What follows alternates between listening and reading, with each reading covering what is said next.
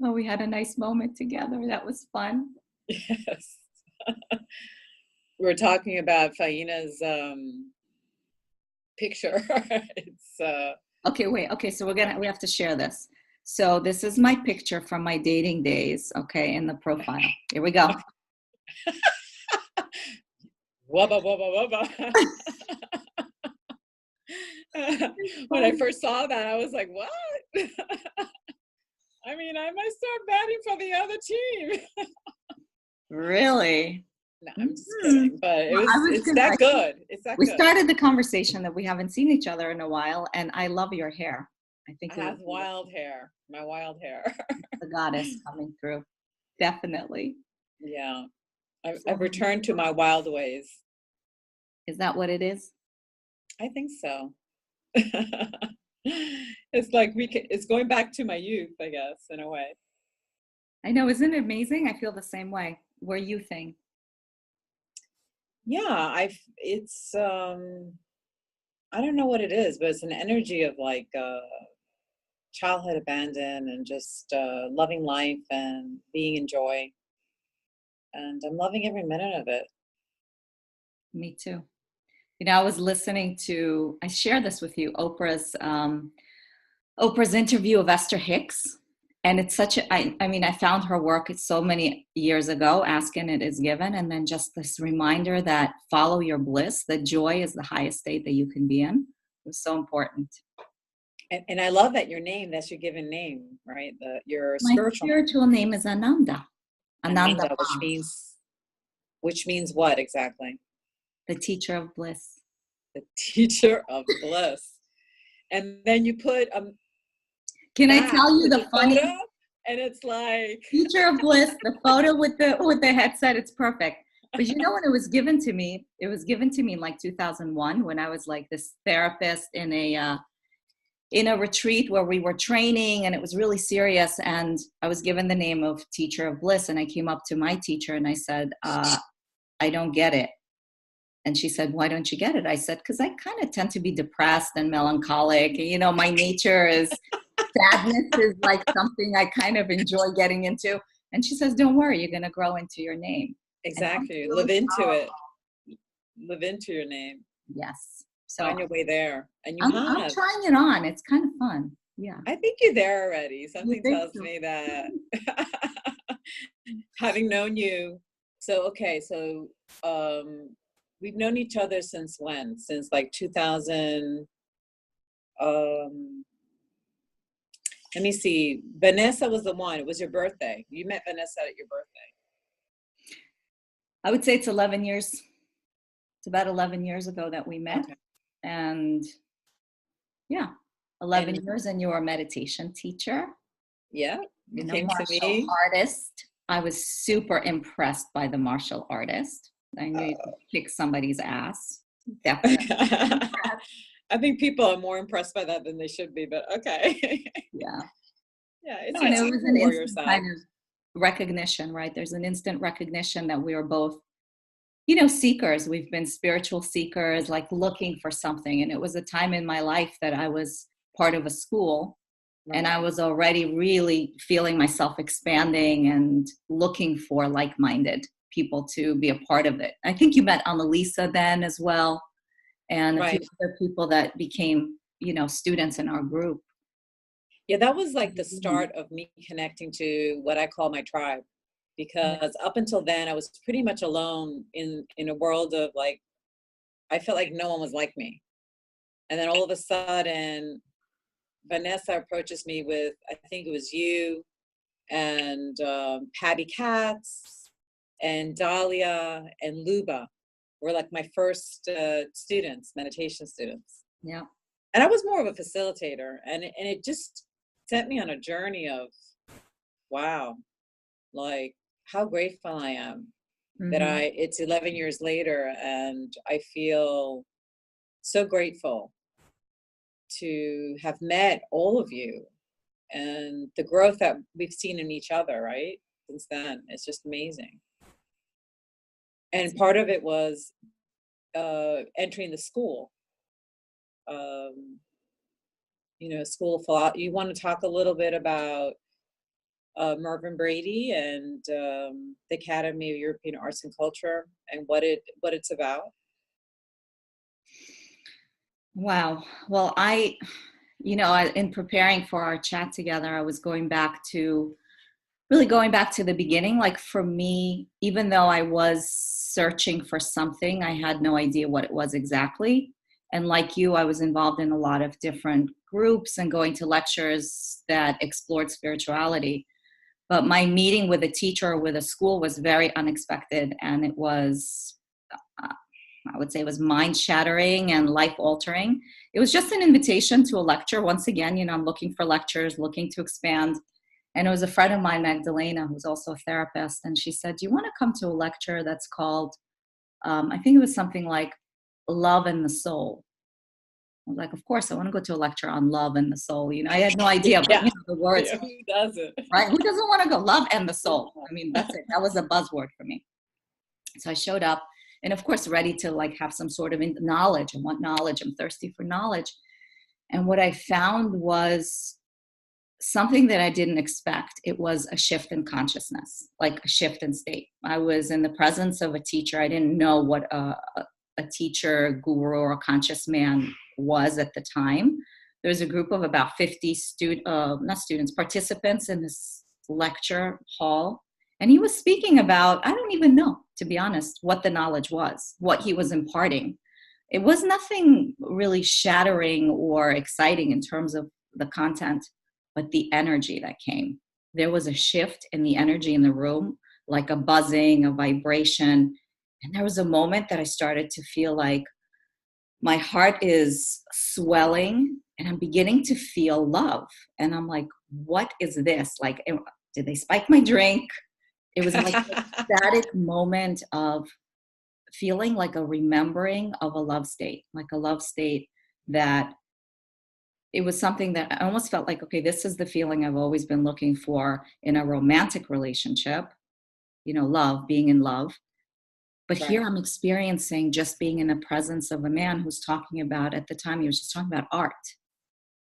What Right. is this? What is happening? I really thought my drink was spiked. Like, there's no way. There's no way. It was just. It is. It could feel that way. It could feel intoxicating is the word, right? It's an intoxicating feeling. Intoxicating. And when you listen to like the Sufis and their poetry, and they talk about drunken states, that's the feeling. It really is very like visceral. And Rumi talks about his meeting with Shams the same way. He was pierced. It was just in this momentary connection where a teacher is able to elevate the state of a human being to their inner world, or like a reminder that there's this soul and this expansive state emerges where it wasn't just him. It was like the key. He like unlocked something in me. And I stayed in that state and it continued to rise. There was an elevation, a buzzing, an elevation. And if you tell people, they're going to think you're crazy. I started to have visions. I saw something in him, which later another person confirmed was the same vision they were having, of just like having people in a place, maybe in ancient Greece, that were learning about the soul and having these experiences of connection or higher consciousness. It really blew me away. And I just want to say that for those of people who don't know who you are, I mean, you're an intellectual. I mean, you're this type of person that you came in fully prepared to take on impressions intellectually, and you were hungry to engage the intellect, and that's not what happened. Instead, you encountered a state, an energy, a piercing that went beyond the intellect. So it completely bypassed my mind. Like when I say it blew my mind, literally there was no mind present, and it was a piercing of the heart, which was really necessary. I knew about spirituality and the transpersonal experiences, transcendence. You have like the intellectual path in spirituality, and I understood with my intellect what that was, but I never felt it.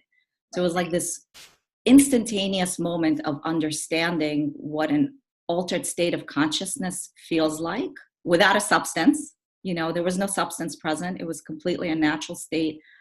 And then once the heart was pierced, it was the energy of love that just kind of exploded out of me. And I maintained in that state after the meeting. And for a while, my mind couldn't catch up to what was going on. And it didn't need to, because I had a moment then with a teacher. So let's say his name, Mervyn Brady. Oh yeah, Mervyn Brady. So I just want to repeat it. Who we're actually talking about. So Mervyn Brady called himself an Irish philosopher. He didn't identify with Eastern teaching so much. And he said, you know what, Western Europe had a lot of this knowledge already present in it. And he wanted to bring it to, the United States and Mexico and South America, because he felt like Europe was dying and this knowledge had to be brought in. Like he called it like the magic beans, like he was Jack and the Beanstalk. He had these teachings behind him that wasn't coming from the East. And it was very present and alive. But it's the same teaching. It's about the human soul, right? The evolution and the awakening, really, of the human soul through the heart, through love. And when I met with him, I only could experience what that felt like. He gazed at me, or he gazed at other people, and there was silence. And there was an instant kind of understanding and a recognition. Oh my God, this is what I've been waiting for. I've been waiting for myself. I've been waiting to remember myself. Right. And remember what love really is, That was just the beginning, right? That was the beginning of the journey. That was just, the tip. We were talking about Mervyn Brady, the Irish philosopher. Yes. Now, I've never met him. Yeah. I came into the school when he had passed, probably 2 years ago. I think 2 years have passed since he, when I finally arrived at the school. And I have met him through my dreams, though. He's come into two big dreams for me. Mm-hmm. And but you met him personally. What else can you tell us about Mervyn Brady? That he didn't appear like a guru in any way or form. He appeared very human and very approachable. And it felt like anyone in his presence felt loved. So a lot of people felt like he was the father they never had. He was the teacher that they've always wanted to encourage them to grow and blossom. There was something about him that was very relatable, very human. And at the same time, there was something very powerful, because everyone in his state did become like intoxicated, like you said, with the energy that he was emitting, this incredible love energy that popped everyone's hearts open. So we were thirsty to be in his presence. And yet, and this is where I learned the importance of humor, that he didn't want us to get lost in it either. That there's a place for these higher states and spirituality and these transcended experiences of bliss. But at the same time, let's be human and let's play in the human world. So he would like crack dirty jokes. He'd be silly. He would bring in something to take us out of it and be like, don't take yourself too seriously. Otherwise, you could lose yourself on that spectrum too. Right. Bring it back to reality. There was this beautiful, for me, balance of a conscious man, which I understood someone that, later, and we'll talk about conscious beings. These are people who have tasted the divine and are able to transmit it and invite others into that state. People like, Meher Baba, Buddha, Jesus, and I'm sure there's many others and current saints that are alive now in India that have that ability. But that human side, that, he wouldn't hide it. He would, and we talked about all the different types, the personality types, body types, that he recognized that we have a human part that has its quirks and it's flaws, and to love that part of ourselves, not to hide it or have any shame, and to even celebrate the human side, I love that. And I feel that the times that I've met students that have talked about him, I think that was the one part that at first was shocking and compelling, that he was so human, very humble. That from the outside seemed that there was a lot of imperfections, yet there was an incredible teacher and being there that was palpable, that you were in front of something. Yeah. And someone with a lot of that was connected to something. It's something Yeah. divine. And they can experience that while they were in his presence. But it was almost like everything was used consciously. Why would he like crack a dirty joke sometimes? You know, it's not like there was a reason for him, because we usually crack jokes maybe for attention. It was some sort of energetic release that was necessary. And sometimes he'd throw a shoe. He once threw a shoe in the middle of a meeting across at somebody, you know, to shock or to break whatever was going on, to bring the attention back. So there's all these like things that you're like, why did he do that? You know, Yeah. which was a display of anger or some sort of like, you know, Yeah. it was always, for me, I saw that behind it, there was some conscious It was intent. intentional. It was Yeah. intentional. He wasn't, it didn't come from a place of like what we say in the work, like inner considering or.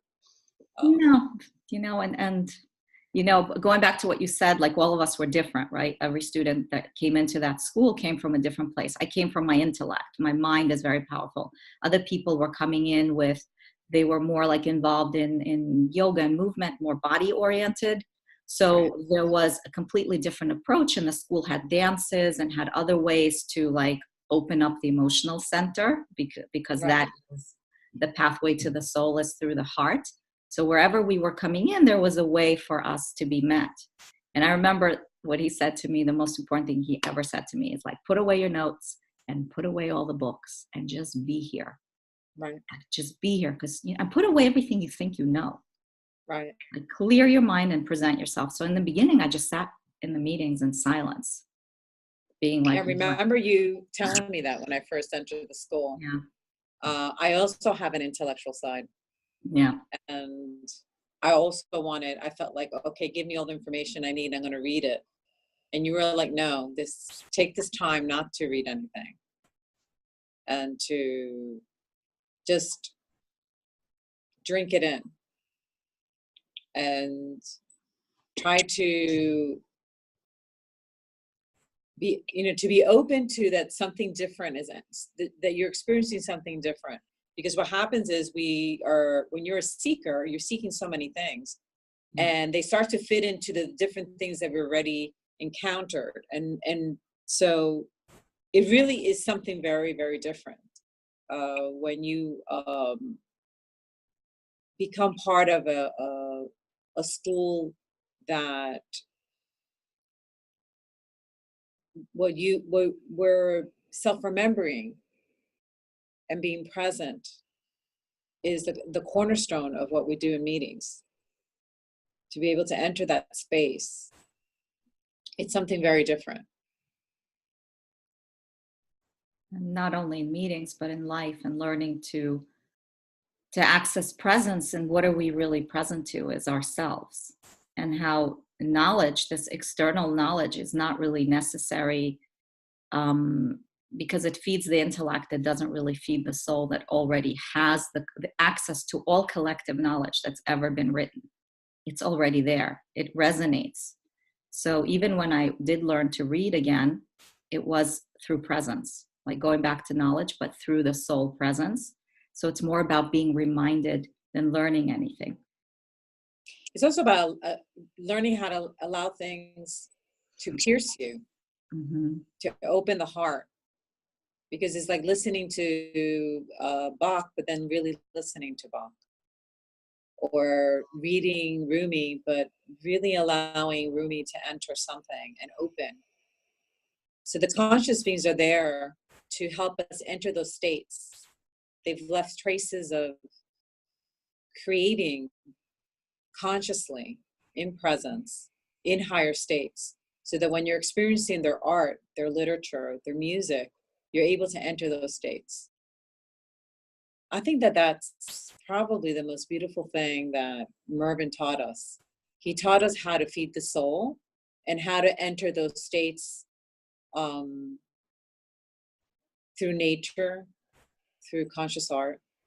And that's part of what we want to do, right? In this channel, is to enter those states and possibly read, share the lives of some amazing conscious beings, and share some of their work, whether it's music,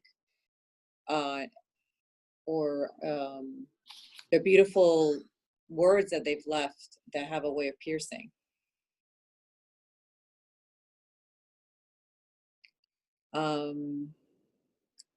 So I don't know. I feel that unfortunately today is I have to cut this short. I know it's our first introduction. I'm wondering if you have a quote that you've wanted. Did you have a quote that you wanted to read? I mean, I wanted to read the quote from Mervyn that that really pierced me in the very early days. And it says, "I know that there are gods, or at least something a lot higher than me, and all my life I have sensed them nearby. It is to them my soul speaks, and it is to my soul that they in turn speak. From deep within me, and sometimes from behind me, a light shines, the light of life which shines upon things and people, and makes me aware that the creature is nothing but an instrument of that light." It's one of the quotes. I'm going to read one more quick one. And this is what the quote that came to me after my first meeting with him. "When one finds one's own soul, love in its highest form manifests. It is only when one has experienced this love that one can truly love others." These are my two favorite ones from him. And I love that. Oh, he's amazing. He's left so much. And the interesting thing is, so few people know who Mervyn Brady is.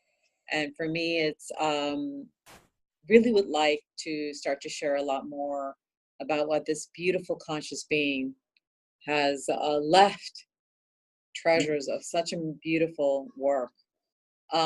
One of my favorite, and I'm trying to see if I have time to read it. Let me see one here. The Fountain of Attention.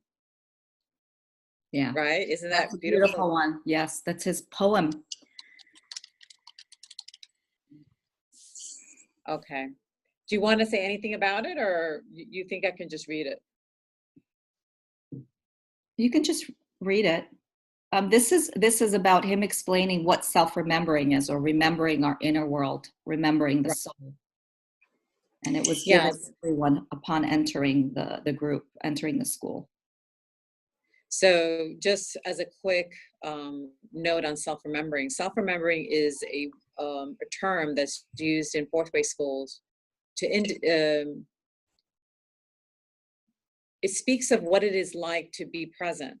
When you self-remember yourself, you're present with yourself. You're what they would say in the now. Is there something else you'd like to say? I know that you about self-remembering as a term. I mean, to me, it's about remembering consciousness, or the inner world, as opposed to being in our ego, as opposed to being in our mechanical, way of relating to life. And it comes in stillness. Now the world is all about mindfulness. So but there's also that energy, right? Is an that energetic state? It's not just, it's not an intellectual. It's a shift in consciousness. It's a shift in state. And most people in that stillness recognize it. If they're given enough space, they recognize that something just happened and something just shifted, that there's an awareness, and all the senses just kind of expand. There's an awareness of self in relation to the environment too. So when I'm self-remembering, yes, I'm present here with me, but I'm also really aware of you. And I'm really aware of anything else that's, being presented. Like I could be self-remembering while you read that poem, and it will pierce me even deeper. It's like an opening. So maybe our audience, if they're the audience that's listening to this, can try to stay in stillness, find that inner stillness while I read this. Here we go.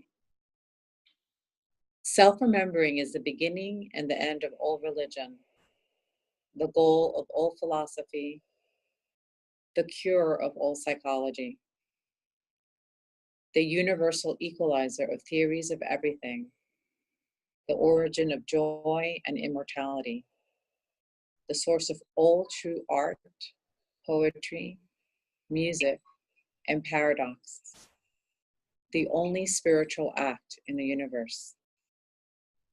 It is what monks practice as devotion, what ascetics practice as sacrifice, yogis as concentration, Sufis and saints as internal prayer, what artists sense when they transcend their technique and create. Is the philosopher's stone the Holy Grail, the golden fleece, Aladdin's lamp, the fountain of youth, the pearl of great price, the buried treasure of old myth and fable, the golden mean? Self-remembering is a deliverance promise in every religion. Moksha, nirvana, the kingdom of heaven, the diri, the sound of deep calling to deep. It is religion purged of sentiment, philosophy purged of language, being simplified, simplicity charged with meaning. It is the same spiritual act everywhere, the liberation of attention into living moment, is its renunciation, surrender, the breaking of the spell, the erasure of vital boundaries over and over forever. It is the sword that cuts the Gordian knot, the knife that cuts through everything to the meaning of existence. It is the noble simplicity and calm grandeur of the great art of the ages.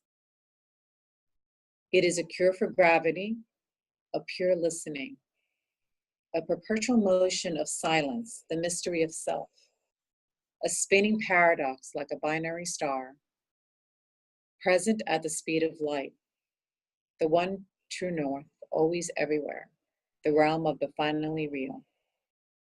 It is the only quest in the universe to be or not to be. Self-remembering is the unqualified relationship to just this, just now, one long poem of essence, the pure art of perfect attention. It is a radical disentanglement, a bloodless coup of being, the discipline of freedom, the freedom of discipline. It is a separation of the real and the false, the lifting of self out of the current of dreams and being free to see. It is looking and listening of serene urgency, the attempt to penetrate the present, absorb its contents, and wait with trust for it to reveal the final mystery. It is consciousness loving you into existence. Mervyn Brady.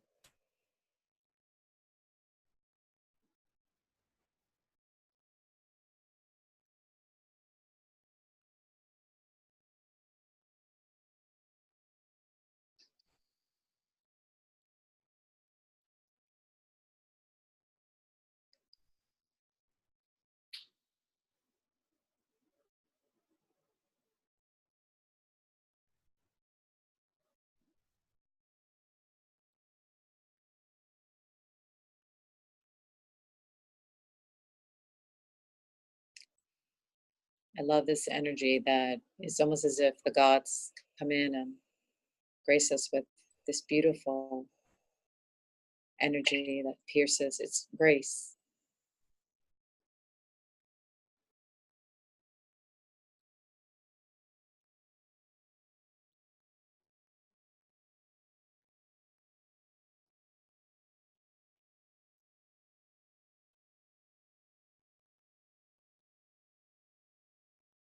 Maybe we can start and end every one of our silly mystic meetings with moments of presence. Yes. Silliness. I love that. I was like, I'm intoxicated now. Nobody knows that the silliness comes from here. Well, soon we're gonna have a little puppet. Yeah. Thank you for bringing that. That poem is really, it's so piercing. It's like what everybody seeks. It's right here inside you, inside each person. If they would just like stay still, or if I would just stay still for a moment and enter this incredible world, everything is there. Yeah. All the answers, all the Drink it in. Drink it in. And it is like going to the tavern and drinking the wine of the beloved. Those, it's just yeah. like you get it when you start to, read Hafiz and Rumi. It's like it's Yeah. totally intoxicating. He called all But the I'm going to drunkards. We're the drunkards. for drunkards. Well, wine was the symbol for spiritual knowledge. So Right. just Yeah. intoxicated with mystical love and Yeah. union with the teacher or with each other. Right. Yeah. I love Okay, you. my love. I Love you. I love this. Me too. It's about sharing our experiences and offering it. This is an incredible platform. We're living at a time that we can really be transparent and offer this love. It's love. Yeah. Yes. I Love. had another amazing one from him, but I guess I'll share it maybe next time. Save it. Save it. I will. Save it. Okay. Love you, Love silly you. mama. You too. Bye. Bye-bye. Bye.